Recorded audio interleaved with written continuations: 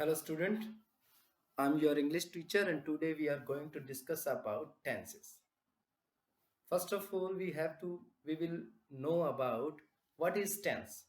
Tense होते क्या हैं? टेंस जो है, टेंस को डिफाइन कैसे किया जाता है? चलिए देखते हैं टेंस की definition. Tense is a form of a verb which show the time at which an action happen. तो जो टेंस है उसमें दो चीजों के बारे में डिस्कस किया गया है. एक तो डिस्कस किया गया है एक्शन और दूसरा डिस्कस किया गया है टाइम. तो टेंस जो है वो किससे रिलेटेड है? एक्शन से रिलेटेड यानी वर्क से रिलेटेड, और दूसरा है टाइम से रिलेटेड कि कौन सा एक्शन किस टाइम होता है उससे रिलेटेड. वो क्या है? टेंस है. तो tense is a form of verb which shows the time at which an action happen. उसके बाद चलते हैं हम टाइप्स ऑफ टेंस की तरफ. जो टाइम है, टाइम के अकॉर्डिंग टेंस को जो है वो थ्री पार्ट में डिवाइड किया गया है. First is present tense, second is past tense and third is future tense.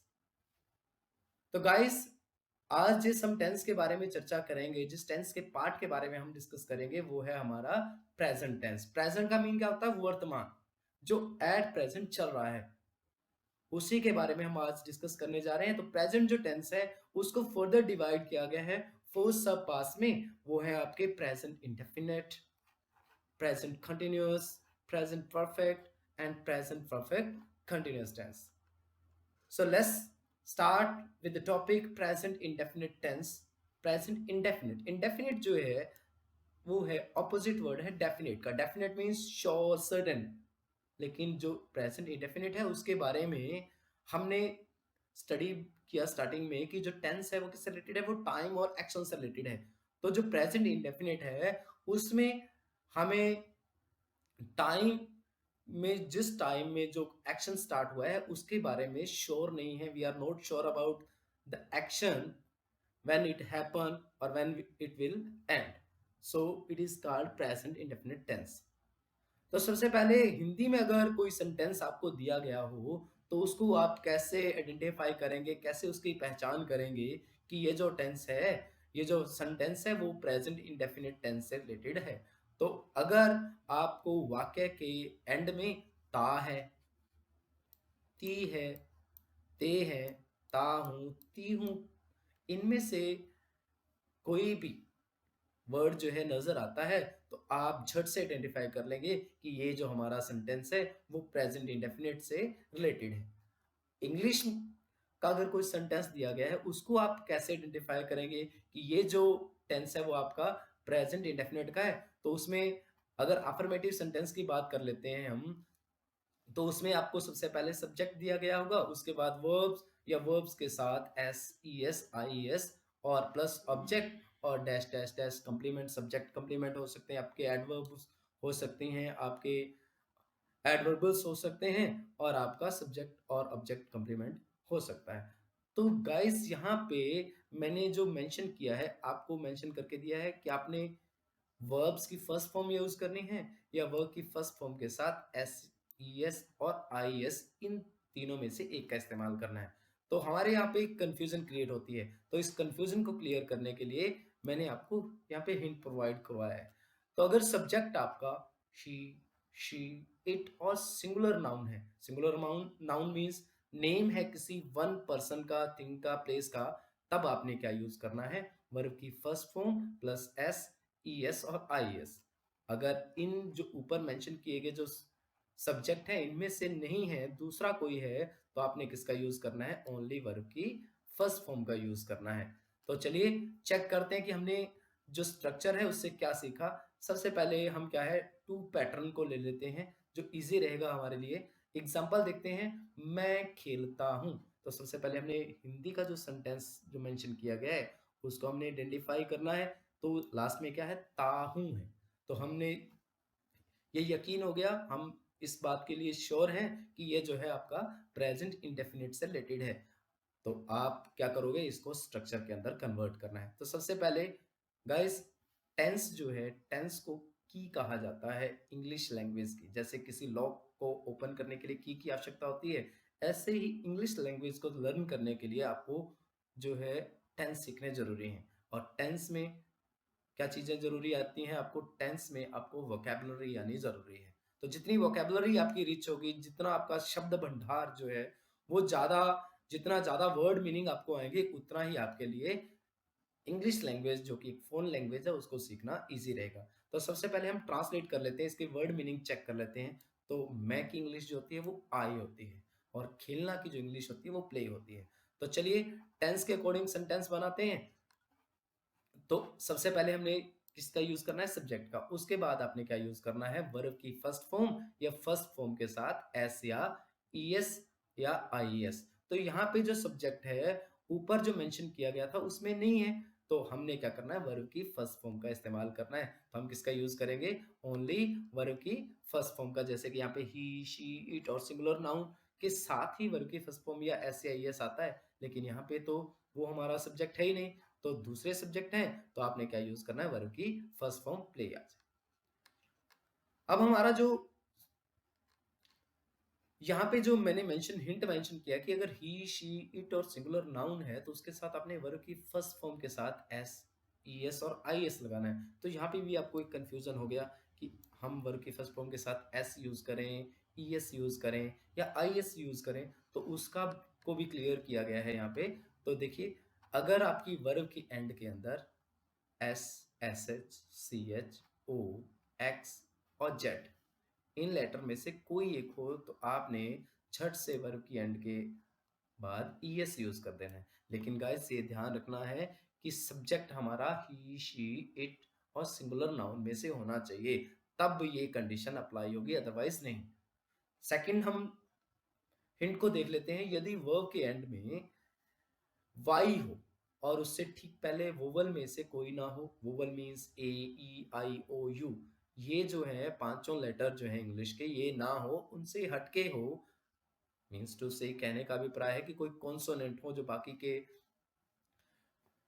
जो लेटर रहते हैं 21, उनमें से कोई हो और उसके एंड में क्या दिया हो? वाई दिया हो, तो आपने क्या करना है? वाई को रिमूव कर देना है, वहां से वाई को हटा देना है और उसके साथ यूज किसका करना है? आई, ई, एस का यूज करना है। उसके बाद थर्ड तो ऑटोमेटिक हमारा एस रह गया। इन दो जो ऊपर मेंशन किए गए जो हिंट हैं दो, उनके अलावा कोई भी वर्ब है, तो वर्ब के एंड में कुछ भी है, तो आपने यूज किसका करना है? एस का यूज करना है। तो सबसे पहले फर्स्ट हिंट के अकॉर्डिंग ही हम चेक कर लेते हैं। वह देखता है, मान लीजिए कि वो किसको देखता है? टीवी को देखता है, टेलीविजन को देखता है। तो टेलीविजन को देखने के लिए हम किसका यूज करने? देखने की वर्ब्स होती हैं सी, लुक, वॉच। तो टेलीविजन को जब हम देखते हैं तो हम किसका यूज करते हैं? वॉच का यूज करते हैं, WATCH का यूज करते हैं। तो हमने देखा कि जो वॉच है उसके एंड में क्या है? आपका CH है और सब्जेक्ट हमारा क्या है? ही है। तो CH जब आ जाता है तो उसके साथ किसका यूज करते हैं? ES का यूज करते हैं। तो वह देखता की इंग्लिश क्या होगी? ही वॉचेस। नेक्स्ट एग्जाम्पल की तरफ बढ़ लेते हैं। राधा चिल्लाती है। तो सबसे पहले राधा जो है सब्जेक्ट को आइडेंटिफाई किए करते हैं। राधा क्या है? नेम है किसी का, तो नेम एक पर्सन का नेम है, तो ये सिंगुलर नाउन हुआ। और सिंगुलर नाउन के साथ प्रेजेंट इंडेफिनिट में क्या आता है? प्रेजेंट इंडेफिनिट में S, E S, I S आता है वर्ब की फॉर्म के साथ। तो वर्ब्स देख लेते हैं अब। वर्ब क्या है? चिल्लाना। चिल्लाना का मतलब होता है क्राई, CRY, CRY, CRY। तो हमने यहाँ पे चेक किया कि लास्ट के अंदर y है और y से पहले r यानी कॉन्सोनेंट है, तो हम क्या करेंगे? y को रिमूव करके IES का इस्तेमाल कर देंगे। तो हमारा जो सेंटेंस होगा, राधा चिल्लाती को जब हम ट्रांसलेट करेंगे इंग्लिश के अंदर, तो आपका होगा राधा क्राइज। चलिए बढ़ते हैं थर्ड एग्जाम्पल की तरफ। मोहन नाचता है। तो सबसे पहले हम क्या करते हैं? मोहन को आइडेंटिफाई करते हैं। मोहन क्या है? नेम है पर्सन का, सिंगल पर्सन का नेम है, तो ये सिंगुलर नाउन हुआ। तो इसके साथ क्या होगा? प्रेजेंट इंडेफिनिट में वर्ब की फर्स्ट फॉर्म के साथ एस, ई एस और आई एस लगेगा। तो नाचना क्या होती है? डांस होती है। तो डांस के एंड के अंदर CE है। अब देखिए CE है गाइस, तो हमारा ना ही तो फर्स्ट हिंट को फॉलो कर रहा है, ना ही सेकंड हिंट को फॉलो कर रहा है। ये कौन से हिंट को फॉलो कर रहा है? थर्ड हिंट को फॉलो कर रहा है। तो थर्ड हिंट में हमने क्या बताया था? सिर्फ और सिर्फ एस यूज करेंगे। तो मोहन डांसेस, डांस के साथ किसका यूज करेंगे? एस का। तो ये तो है आपका टू पैटर्न से रिलेटेड। मान लीजिए कि हमें ऑब्जेक्ट और दिया गया, तो यहाँ पे लिखा गया है एग्जाम्पल, वह पत्र लिखती है, वह पत्र लिखती है। मीन्स सबसे पहले हम क्या करेंगे, आइडेंटिफाई कर लेते हैं हम सब्जेक्ट को। सब्जेक्ट है हमारा वह है, और वह कौन सा वह है, फेमिनाइन से रिलेटेड है। तो इसको आपने क्या यूज करना है, इसके लिए आपका इसका ट्रांसलेट करेंगे, इसको वर्ड मीनिंग चेक करते हैं, तो इसका इस वह का मीन क्या होता है, शी होता है। और पत्र को ट्रांसलेट करते हैं तो लेटर होता है, और लिखना की इंग्लिश क्या होती है, राइट होती है। तो सबसे पहले आपको क्या बताया गया था कि सब्जेक्ट यूज करना है, तो वह की इंग्लिश क्या होती है गाइस, वो होती है शी। तो शी, उसके बाद हमें क्या करना है, यूज करना है वर्ब की फर्स्ट फॉर्म या फर्स्ट फॉर्म के साथ S E S I E S. तो हमने देखा कि जो वर्ब है हमारी वो है लिखना, लिखना की इंग्लिश होती है राइट, WRITE। फिर हम हिंट पे जाते हैं, हिंट पे चेक करते हैं कि राइट जो है, राइट में ना तो हमारा फर्स्ट रूल फॉलो होता है, ना ही सेकंड रूल फॉलो होता है, तो थर्ड रूल फॉलो करते हैं, तो उसके साथ क्या यूज कर देते हैं हम, एस यूज करते हैं। और किसको लिखती है, वो पत्र लिखती है। तो पत्र, क्योंकि ये काउंटेबल नाउन है, इसलिए हम क्या यूज करते हैं, अ लेटर यूज करते हैं। उसके बाद नेक्स्ट थोड़ा फर्दर हम बढ़ते हैं इसकी तरफ, वह छत पर पतंग उड़ाता है। गाइस यहाँ पे वह सब्जेक्ट है आपका, उड़ाना आपकी वर्ब है, पतंग आपका ऑब्जेक्ट है, और छत पर ये आपका कंप्लीमेंट है, और एडवर्ब। तो सबसे पहले हमने देखा कि हमारा यहाँ पे वह है, और ये क्या है, नॉमिनाइन है। तो नॉमिनाइन में वह की इंग्लिश क्या होती है, ही होती है। अब ही के साथ क्या लगता है गाइस, वर्ब की फर्स्ट फॉर्म के साथ एस ई एस और आई एस लगता है। वर्ब क्या है हमारी, फ्लाई है। चेक कर लेते हैं फ्लाई को, लास्ट में क्या है, वाई है, और वाई से पहले एल है। वाई से पहले क्या है, एल है, तो वाई को क्या करोगे आप, रिमूव करोगे आई ई एस के साथ। ही फ्लाइज, किसको, ऑब्जेक्ट हमारा क्या है, पतंग। तो पतंग काउंटेबल नाउन है, तो क्या आएगा, ही फ्लाइज अ काइट। कहां पे एडवर्ब क्या है हमारी, एडवर्ब है हमारी ऑन द रूफ। सो जो हिंदी के अंदर वर्डिंग का जो स्ट्रक्चर दिया गया है उससे थोड़ा हटके होता है इंग्लिश का स्ट्रक्चर। तो हमने क्या है, स्ट्रक्चर के अकॉर्डिंग ही जो जो जिस प्लेस पे चीज आती है, जैसे सबसे पहले सब्जेक्ट पुट किया जाता है, उसके बाद वर्ब, उसके बाद ऑब्जेक्ट, और उसके बाद जो है एडवर्ब वगैरह पुट करते हैं, तो उसी के अकॉर्डिंग आपने सेंटेंस को प्रिपेयर करना है। चलिए नेक्स्ट जो सेंटेंस है उसकी तरफ बढ़ते हैं। नेक्स्ट जो सेंटेंस की फॉर्म होती है वो होती है आपकी नेगेटिव। नेगेटिव मीन्स नकारात्मक, जिसमें नॉट जो है वो मेंशन किया जाता है, ना वाला वाक्य होता है। तो सबसे पहले इसका स्ट्रक्चर देख लेते हैं। सबसे पहले स्ट्रक्चर में क्या आता है भाई, सब्जेक्ट आता है, और सब्जेक्ट के अकॉर्डिंग ही आपको डू या डज या डू का यूज करना पड़ता है, और इसके बाद आपको नोट का यूज, और उसके बाद आपको वर्ब की फर्स्ट फॉर्म, उसके बाद ऑब्जेक्ट, और उसके बाद कंप्लीमेंट वगैरह एडवर्ब वगैरह आ जाते हैं। तो सबसे पहले आपको एक कंफ्यूजन होगा कि आपने किस सब्जेक्ट के साथ डज का यूज करना है और किस सब्जेक्ट के साथ डू का यूज करना है। तो इसका क्लियर किया गया है यहाँ पे आपको, यहाँ पे क्लियर किया गया है कि अगर सब्जेक्ट आपका ही शी इट और सिंगुलर नाउन है, तो आपने किसका यूज करना है, आपने डज का यूज करना है। तो चलिए, और बाकियों के साथ किसका यूज करना है, डू का यूज करना है। तो एग्जाम्पल की को देख लेते हैं।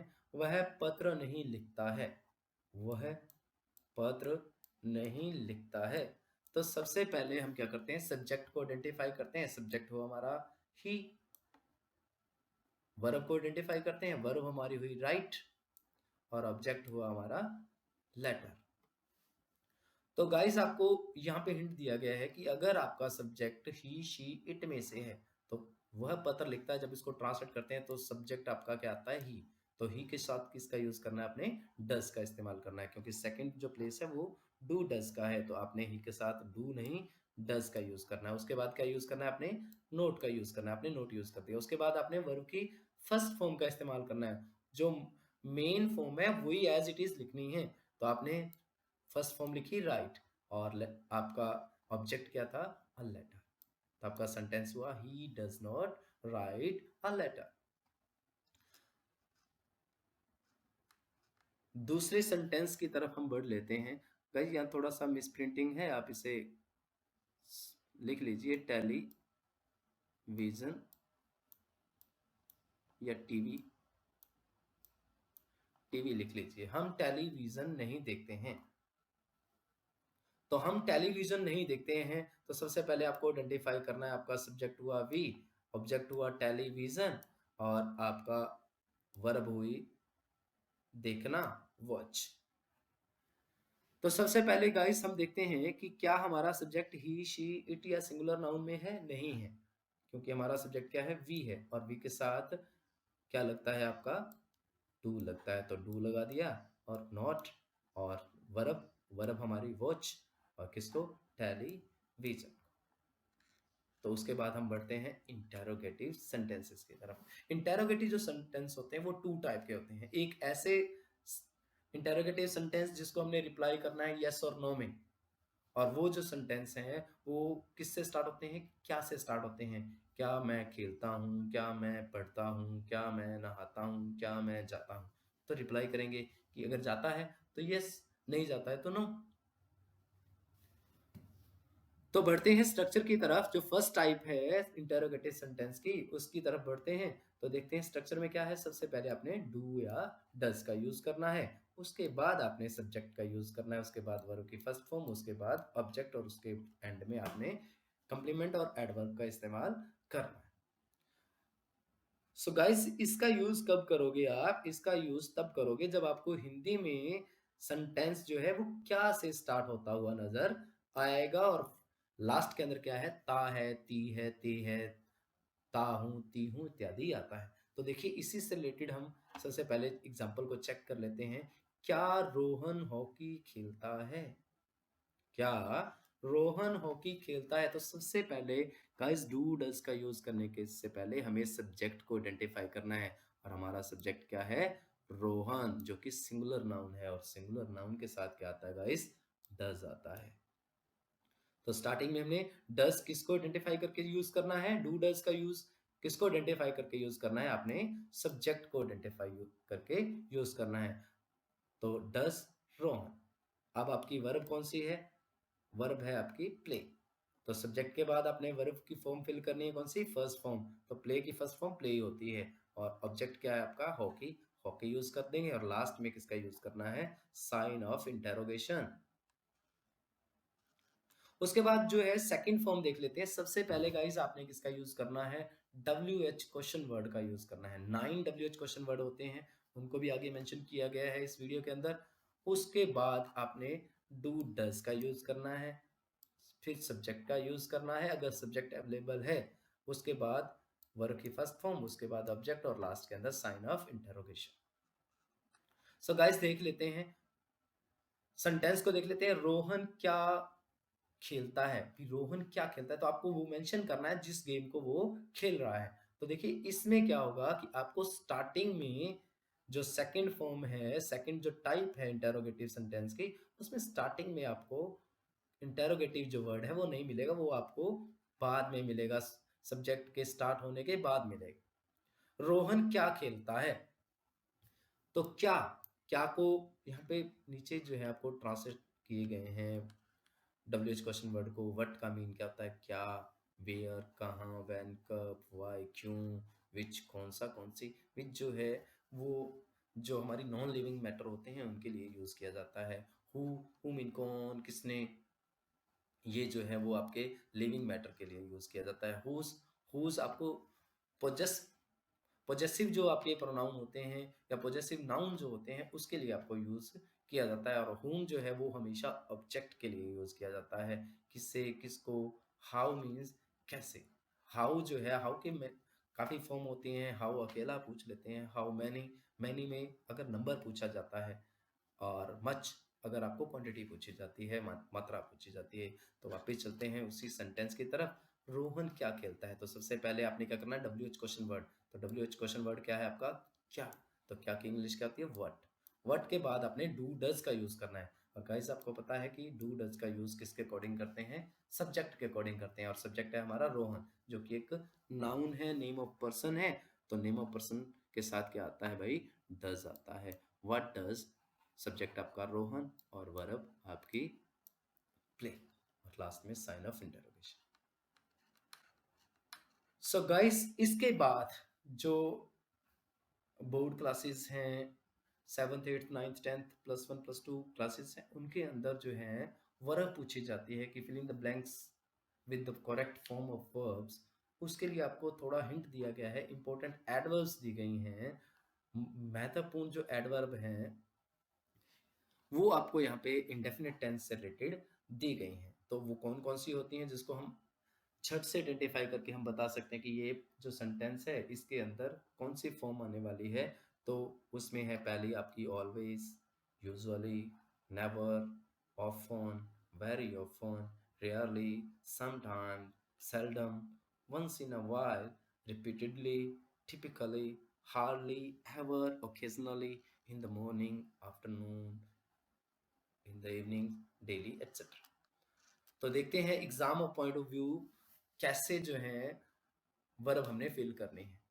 तो सबसे पहले गाइस देखते हैं, फर्स्ट सेंटेंस को देख लेते हैं। जैसे कि हमें सेंटेंस दिया गया हो, इस तरह का सेंटेंस दिया गया हो, Ram dash dash dash read a lesson daily. तो यहाँ पे आपको एडवर्ब कौन सी है? डेली की वर्ड, डेली एडवर्ब।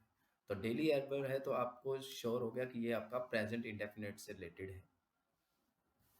अब आपने वर्ब फिल करनी है, तो कैसे फिल करेंगे? सबसे पहले आपको सब्जेक्ट आइडेंटिफाई करना है, क्योंकि वर्ब जो किसके ऊपर डिपेंड करती है? सब्जेक्ट के ऊपर डिपेंड करती है। सब्जेक्ट आपका क्या है भाई? राम है। राम क्या है? एक सिंगुलर नाउन है, नेम ऑफ अ पर्सन है। और नेम ऑफ पर्सन में क्या आता है? वर्ब की फर्स्ट फॉर्म के साथ हमने किसका यूज करना होता है?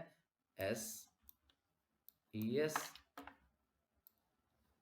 और आई एस का यूज करना होता है। तो देखिए उसके लिए आपको किसको चेक करना होगा? आपको वर्ब को चेक करना होगा, वर्ब के एंड के लेटर को चेक करना होगा। वर्ब के एंड के अंदर क्या है? वर्ब के एंड के अंदर लेटर है आपका डी, जो कि आपको हिंट जो बताए गए थे कि किसके साथ एस यूज करना है, किसके साथ एस यूज करना है, किसके साथ आई एस यूज करना है।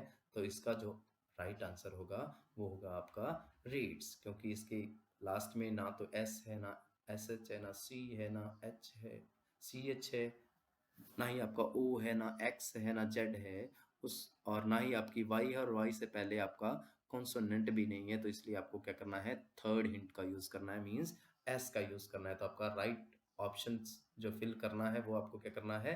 रीड्स। सेकंड क्वेश्चन की तरफ बढ़ लेते हैं।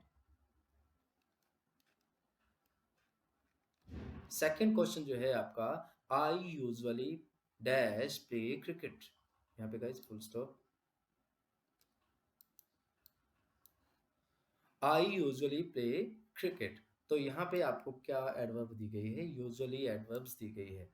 तो आपको पता है कि जो वर्ब है वो किसके अकॉर्डिंग फिल होती है? वो सब्जेक्ट के अकॉर्डिंग फिल होती है। सब्जेक्ट आपका क्या है? आई है। तो आपको स्टार्टिंग में जाना पड़ेगा, स्टार्टिंग के अंदर जहाँ पे लिखा गया था कि ही शी इट, और सिंगुलर नाउन के साथ ही वर्ब की फर्स्ट फॉर्म या एस या ई एस या आई एस आता है। अदरवाइज हमने क्या फिल करना होता है? वर्ब की फर्स्ट फॉर्म। तो आई है तो उन से हटके है, तो यहाँ पे कौन सी वर्ब आएगी? आपकी ओनली वर्ब की फर्स्ट फॉर्म। नेक्स्ट थर्ड को देख लेते हैं हम। She often dash not miss her class. तो यहाँ पे भी आपको एडवर्ब दी गई है ऑफन। तो आपने वर्ब फिल करनी है तो आपको किसको चेक करना है? अपने सब्जेक्ट को चेक करना है। तो सब्जेक्ट आपका शी है, और फॉर्म कौन सी है इसकी? नेगेटिव फॉर्म है। तो नेगेटिव फॉर्म में स्ट्रक्चर क्या होता है आपका? Subject plus do does, do does plus not plus verb की फर्स्ट फॉर्म। तो यहाँ पे शी के साथ क्या आता है गाइस? डज आएगा। सी के साथ क्या आएगा? डज। तो यहाँ पे क्या फिल करोगे आप? Does not miss. तो आपका ये इस तरह से आपके एग्जाम के अंदर क्वेश्चन जो है वो पूछे जाते हैं। सो गाइस आज आपने इतना ही करना है। नेक्स्ट वीडियो में हम लेकर आएंगे आपका प्रेजेंट कंटिन्यूअस टेंस, और आज का जो आपका होम असाइनमेंट है वो है आपने मिनिमम जो है 50 सेंटेंस हिंदी हिंदी के अंदर पहले मेंशन करने हैं उनको, और उसकी ट्रांसलेट करके उनको इंग्लिश के अंदर उसकी आपने जो फोटो है उसको आपने अपने ग्रुप में डालना है। आज के लिए इतना ही। इनको इस वीडियो को आपने क्या करना है, बार बार देखना है। अगर आपने इंग्लिश सीखनी है तो इस वीडियो को बहुत बार देखना होगा, आपको बार बार देखना होगा। अगर एक भी पॉइंट आपको अंडरस्टैंड नहीं होता, समझ नहीं आता, तो आप डायरेक्ट पूछ सकते हैं। That's all for today and have a nice day guys.